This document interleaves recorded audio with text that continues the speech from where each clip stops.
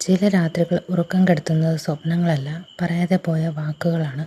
ചില ഹൃദയങ്ങൾ പ്രണയം ഏറ്റുപറയാൻ കൊതിക്കുമ്പോഴും ഭൂതകാലത്തിൻ്റെ മുറിവുകൾ അവയെ നിശബ്ദരാക്കും.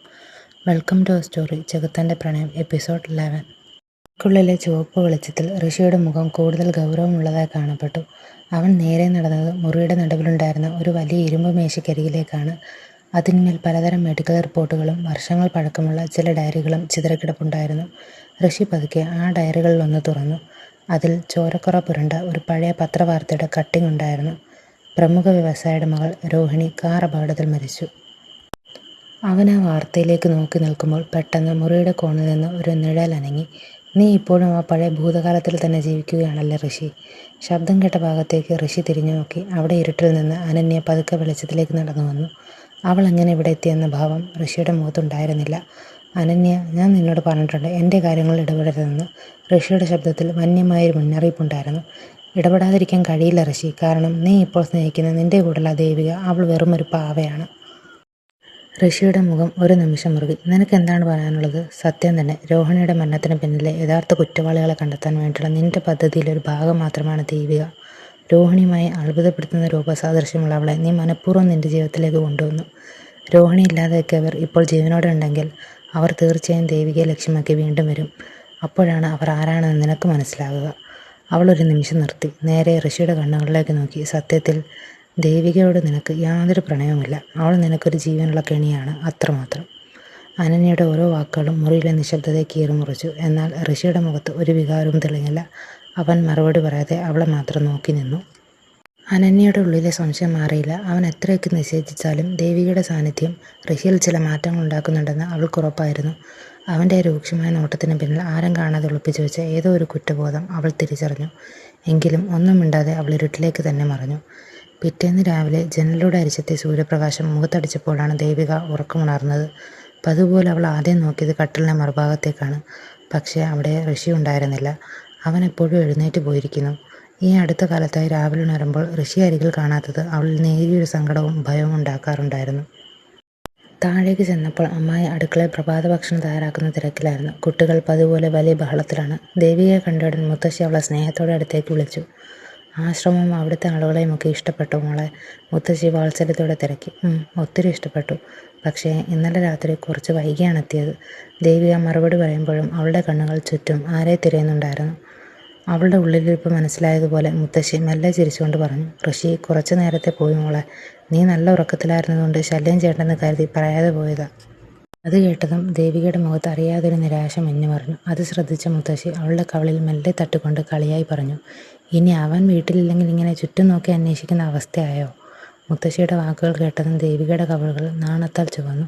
"മുത്തശ്ശി, അങ്ങനെയൊന്നുമില്ല." അവൾ തല താഴ്ത്തി പതുങ്ങിയ ശബ്ദത്തിൽ പറഞ്ഞു. "ശരി ശരി, എനിക്കൊന്നും വിശദീകരിക്കേണ്ട. ചില കാര്യങ്ങൾ കണ്ണുകൾ തന്നെ പറഞ്ഞു തരും." മുത്തശ്ശി ചിരിച്ചുകൊണ്ട് പറഞ്ഞു. ദേവികയ്ക്ക് എന്ത് മറുപടി പറയണമെന്നറിയില്ലായിരുന്നു. അവളുടെ ചുണ്ടുകളിൽ അറിയാതൊരു ചെറു പുഞ്ചിരി വിരിഞ്ഞു. ആ നിമിഷം മുതൽ ഋഷിയെ വീണ്ടും എപ്പോൾ കാണുമെന്ന ചിന്ത മാത്രം അവളുടെ മനസ്സിൽ നിറഞ്ഞു നിന്നു. അന്ന് ഓഫീസിൽ നിന്ന് ഋഷി തിരികെ എത്തിയപ്പോൾ രാത്രി ഒരുപാട് വൈകിയെന്ന്. ബിസിനസ് പാർട്ടിക്കിടയിൽ സുഹൃത്തുക്കളുടെ നിർബന്ധത്തിന് വഴങ്ങി കുറച്ചധികം ഡ്രിങ്ക്സ് കഴിക്കേണ്ടി വന്നതിനാൽ അവൻ്റെ ബോധം പൂർണ്ണമായി അവൻ്റെ നിയന്ത്രണത്തിലല്ലായിരുന്നു. താഴത്തെ ഹാളിൽ മുത്തശ്ശി ഉറങ്ങാതെ ഇരിപ്പുണ്ടാകുമെന്ന് ഉറപ്പുള്ളതുകൊണ്ട് അവരുടെ കണ്ണിൽ പെടാതെ വളരെ പണിവിട്ടാണ് അവൻ പടികൾ കയറി മുകളിൽ തൻ്റെ മുറിയിലേക്ക് എത്തിയത്.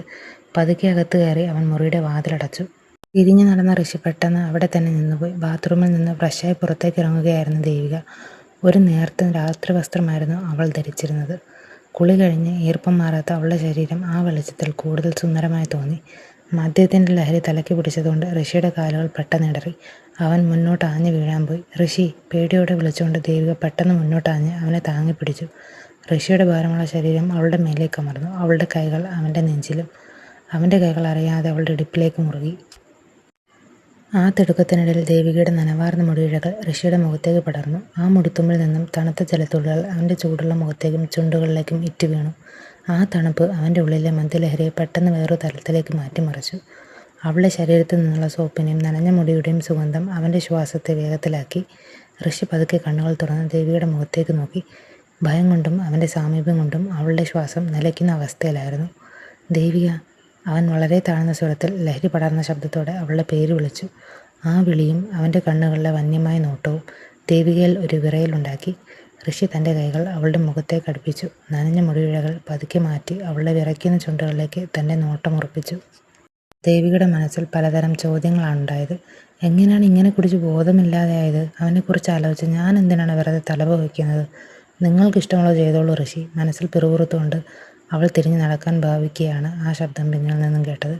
എന്നോട് ക്ഷമിക്കൂ ദേവിക.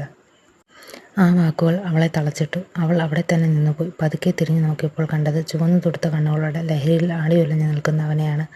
എന്തൊക്കെയോ ചോദിക്കണമെന്നുണ്ടായിരുന്നു. പക്ഷെ ഒടുവിൽ ഒരു ദീർഘനിശ്വാസത്തോടെ അവൾ ആ ശ്രമം ഉള്ളിലൊതുക്കി. എനിക്ക് നിങ്ങളുടെ കള്ളത്തരങ്ങൾ കേട്ട് നോക്കാൻ ഒട്ടും സമയമില്ല. കടുത്ത സ്വരത്തിൽ അത്രയും പറഞ്ഞ് ഒരു വട്ടം പോലും നോക്കാതെ ദേവിക തിരിഞ്ഞു നടന്നു.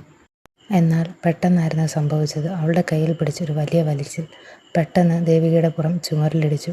കണ്ണുകൾ തുറന്നപ്പോൾ മുന്നിൽ അവൻ്റെ പ്രണയവും അമർഷവും നിറഞ്ഞ കണ്ണുകൾ. അവൻ തൻ്റെ ആത്മാവിലേക്ക് ആഴ്ന്നിറങ്ങി നോക്കുകയാണെന്ന് അവൾക്ക് തോന്നി. എനിക്ക് മദ്യപിച്ചത് ഒട്ടും ഇഷ്ടമല്ല. ദൂരെ പോ. അവൾ അവനെ തള്ളി മാറ്റാൻ നോക്കി. ഷ്. അവൻ തൻ്റെ ചൂണ്ടുവിരൽ അവളുടെ ചുണ്ടുകൾ മൃദുവായി അമർത്തിക്കൊണ്ട് പറഞ്ഞു. എന്നെ വിട്. അവൾ ദേഷ്യത്തോടെ നിലവിളിച്ചു. പക്ഷേ അവൻ ഒരു ഇഞ്ച് പോലും മാറിയില്ല. എന്നെ വിടാൻ അവൾ വീണ്ടും ആക്രോശിച്ചു. എന്നിട്ടും അവൻ അവളെ തന്നെ നോക്കി അവളുടെ മേലേക്ക് ചാഞ്ഞു നിന്നു. അവൻ്റെ മുഖം തൻ്റെ മുഖത്തിനോട് അടുക്കുന്തോറും ശ്വാസം മുട്ടലോടെ അവൾ മുഖം വലത്തോട്ട് തിരിച്ചു. അവൻ്റെ ചൂടുള്ള നിശ്വാസങ്ങൾ അവളുടെ കഴുത്തിൽ വന്ന് പതിക്കുന്നുണ്ടായിരുന്നു. എൻ്റെ അടുത്തേക്ക് വരരുത്. എനിക്കിത് ഒട്ടും ഇഷ്ടമല്ല. അവളുടെ വാക്കുകൾ കേട്ടതും അവൻ പെട്ടെന്ന് പിന്നോട്ട് മാറി. അവൻ്റെ മുഖത്ത് ഭാവങ്ങളൊന്നുമില്ലായിരുന്നു. എന്നോട് ക്ഷമിക്കൂ എന്ന് മാത്രം പറഞ്ഞ് അവൻ അവിടെ ഒരു വശത്തേക്ക് മാറി നിന്നു.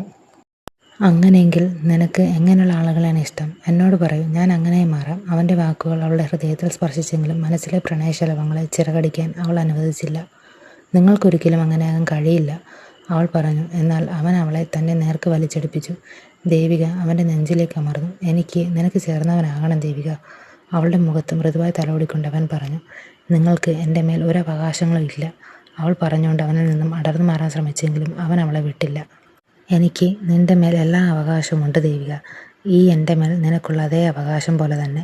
എനിക്കങ്ങനെ തോന്നിയില്ല ഋഷി. നിങ്ങൾ വെറുമൊരു നുണയനാണ്. എന്നോടുള്ള നിങ്ങളുടെ വികാരങ്ങൾ ഒരിക്കലും സത്യമായിരുന്നില്ല. നിങ്ങൾ വെറുമൊരു സ്വാർത്ഥനാണ്, അവൾ കോപത്തോടെ വിളിച്ചു പറഞ്ഞു. ദേവിക ദേഷ്യപ്പെട്ടപ്പോൾ അവൻ തികച്ചും ശാന്തനായി നിന്നു. അവൻ പതുക്കെ അവളുടെ നെറ്റിയിൽ ചുംബിച്ചു. അവൾ അറിയാതെ തന്നെ അവളുടെ കണ്ണുകൾ അടഞ്ഞുപോയി. കണ്ണുകൾ തുറന്നപ്പോൾ അവൻ നിറഞ്ഞൊഴുകുകയായിരുന്നു. ഞാൻ നിന്നോടൊരിക്കലും നുണ പറഞ്ഞിട്ടില്ല ദേവിക, ഒരിക്കലും, അവൻ അവളുടെ കവിളുകളിൽ മൃദുവായി ചുംബിച്ചുകൊണ്ട് പറഞ്ഞു. അരുത് ദേവിക, അവനെ വിശ്വസിക്കരുത്. അവൻ വീണ്ടും നുണ പറയുകയാണ്. അവളുടെ ബുദ്ധിയും ഹൃദയവും തമ്മിൽ ഒരു നിമിഷം വലിയൊരു യുദ്ധം നടന്നു. ഹൃദയം പറഞ്ഞു, അവൻ നിന്നെ സ്നേഹിക്കുന്നുണ്ട് ദേവു. അവൻ്റെ കണ്ണുകളിലേക്ക് നോക്കൂ. ആ പ്രണയം നിനക്ക് കാണാം. ബുദ്ധി പറഞ്ഞു, പക്ഷേ അവൻ ഇതുവരെ നിന്നോട് പ്രണയം തുറന്നു പറഞ്ഞിട്ടില്ലല്ലോ. ഇനി പറയുമോ എന്ന് ആർക്കറിയാം. അവൾക്ക് സഹിക്കാൻ കഴിഞ്ഞില്ല. ദേവിക ചെവികൾ പൊത്തി ഉറക്കി കരഞ്ഞു. നീ എന്തിനാണ് എന്നോട് ഇങ്ങനെ ചെയ്യുന്നത് ഋഷി? ദയവായി എനിക്കൊരവസരം തരൂ രോഹിണി. അവൻ്റെ ചുവന്നു തൊടുത്ത കണ്ണുകൾ ദയനീയതയായിരുന്നു. ഞാൻ നിന്നെ സ്നേഹിക്കുന്നു. ആ വാക്കുകൾ അവൻ്റെ നാവിലൂടെ പുറത്തു വന്ന് അവളുടെ ഹൃദയത്തിൻ്റെ ആഴങ്ങളിലേക്ക് ഇറങ്ങിച്ചെന്നു. ആരാണ് രോഹിണി എന്ന് ചോദിക്കണമെന്നുണ്ടായിരുന്നു. പക്ഷേ ആ നിമിഷം അവളുടെ തൊണ്ട വരണ്ടുപോയിരുന്നു. അവൾ തൻ്റെ വികാരങ്ങളെ നിയന്ത്രിച്ചു. ഒരുപക്ഷെ മദ്യത്തിൻ്റെ ലഹരിയിൽ അവൻ്റെ നാവ് പിഴച്ചതാവാം. ദേവിക ഒരു ദീർഘനിശ്വാസത്തോടെ അവനെ എഴുന്നേൽപ്പിക്കാൻ ശ്രമിച്ചു. എഴുന്നേൽക്കു, പോയി മുഖം കഴുകൂ. അവൾ പറഞ്ഞതുപോലെ അവൻ അനുസരിച്ചു. ബാത്റൂമിലേക്ക് പോയി അവൻ മുഖം കഴുകുന്നത് അവൾ നോക്കി നിന്നു. ഇനി വന്ന് കട്ടിലിൽ കിടക്കൂ. അവൻ അതും അനുസരിച്ചു. ഞാൻ ശരിക്കും അവൻ ആജ്ഞകൾ നൽകുകയാണോ? അവൻ അതേപടി അനുസരിക്കുകയുമാണോ? ഞാൻ നിനക്ക് നാരങ്ങാവെള്ളം കൊണ്ടുവരാം. ഇവിടെ കിടക്കൂ. വാതിലടച്ച് അവൾ അടുക്കളയിലേക്ക് ഓടി. അവിടെ നിന്നും പെട്ടെന്ന് തന്നെ നാരങ്ങ കണ്ടെത്തി വെള്ളം തയ്യാറാക്കി അവൾ തിരികെ മുറിയിലെത്തി. പക്ഷേ അപ്പോഴേക്കും അവൻ ഉറങ്ങിപ്പോയിരുന്നു. ഋഷി, അവൾ വിളിച്ചെങ്കിലും അവൻ കണ്ണുകൾ തുറന്നില്ല. അവൾ അവൻ്റെ നെറ്റിയിൽ പതുക്കെ തലോടി. എൻ്റെ ഹൃദയത്തിൽ ഒരു കൊടുങ്കാറ്റ് അടിച്ചു വിട്ടിട്ട് നിനക്ക് എങ്ങനെയാണ് ഇത്രയും ശാന്തമായി ഉറങ്ങാൻ കഴിയുന്നത്? ദേവിക ചിന്തകളോടെ അവൻ്റെ അരികിൽ കിടന്നു. ഉറക്കത്തിനിടയിലും അവൻ പിറുപിറുത്തു. ദേവിക, ദയവായി എനിക്കൊരു അവസരം തരൂ. ദേവികയുടെ ഉള്ളിൽ ഒരു ചോദ്യം ബാക്കിയായി. ഞാൻ അവനൊരു അവസരം കൂടി നൽകണമോ? അതോ രോഹിണി എന്ന പേരിൻ്റെ പിന്നിലെ സത്യം ആദ്യം കണ്ടെത്തണമോ?